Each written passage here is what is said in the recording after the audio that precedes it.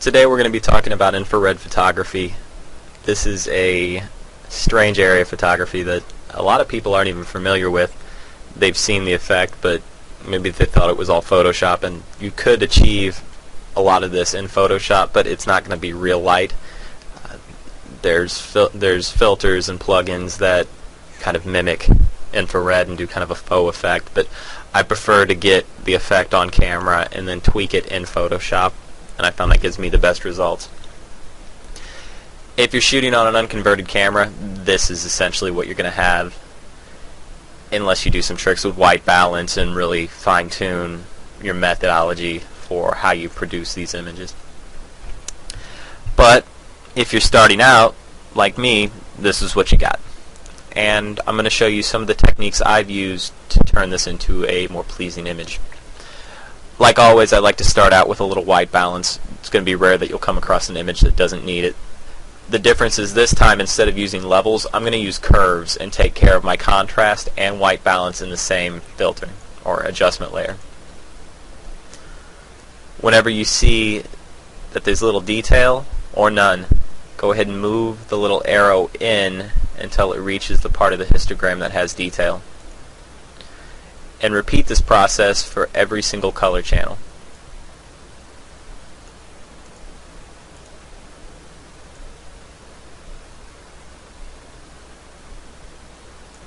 And this will start to reduce some of the red tint that we have in the image. I think we could probably get a little bit more if we change something on the green channel, so I'm going to try bringing in either side to see what happens. There we go. Notice that we're starting to get some, whenever I slide it further in, this is starting to become more white and it's taking away that red tint. So I definitely don't like it here and I don't like it here, so I'm going to try to meet somewhere in the middle. And now we can go ahead and add our contrast by selecting every layer or every channel.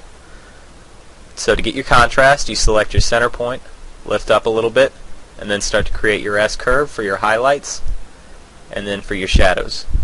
The shadows are a little more dramatic, so I'm going to be careful with how far down I drag. There's our before and after. Let me go ahead and center the screen so you can see this better. Before, after. Really starting to get some pleasing effects now, so we're going to work with color. My personal favorite would be the color balance adjustment layer. So select it. And I always start with shadows. And this is more of an artistic setting, not really scientific. So drag to either side and decide which effect that you like. I'm wanting to get rid of some of the red tint, so I'm going to drag more cyan into the image. Definitely see with the green, it's creating a very dramatic effect. You want to be careful you don't get rid of all your detail here. And I really like the introduction of some of the blue, but I want to be careful to not add another strong tint to the image. Let's move on to midtones. I really like the blue in the sky that we're seeing right here. And continuing on. Oh, that was, see the pop when you started to add green, and on the midtones we dropped a significant amount of the red.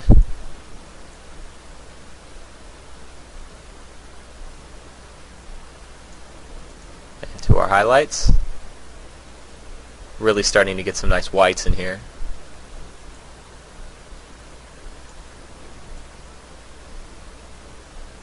And I want to be careful not to introduce too much blue into the image.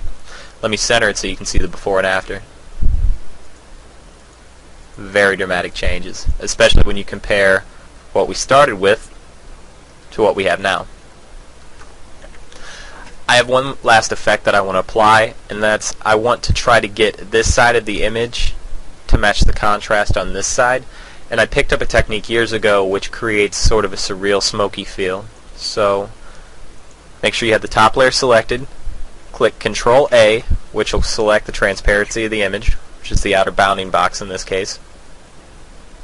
Then Control Shift C and Control V, and that'll paste a composite of all the other images at the top. Now I want you to go to Filter,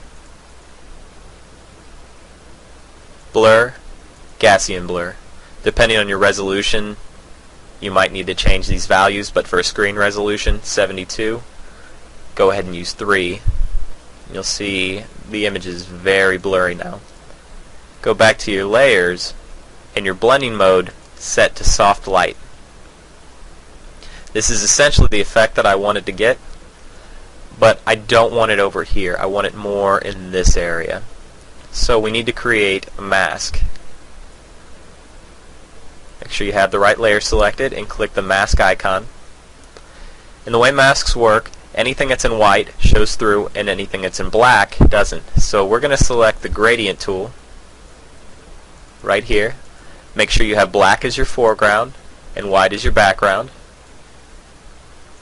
And then simply click and drag a diagonal across your image. But we want to drag from this side to this side, that way the black is over here.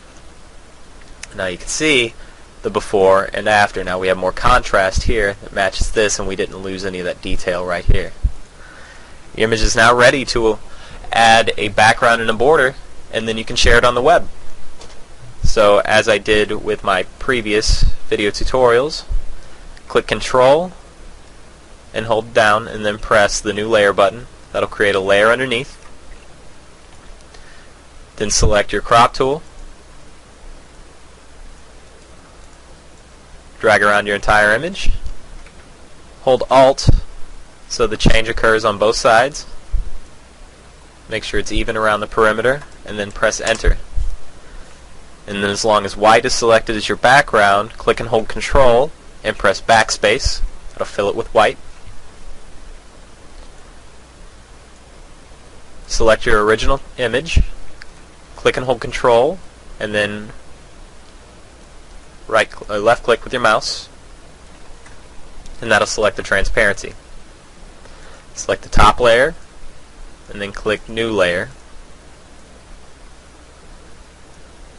Edit, Stroke, 1 pixel, black, and on the inside.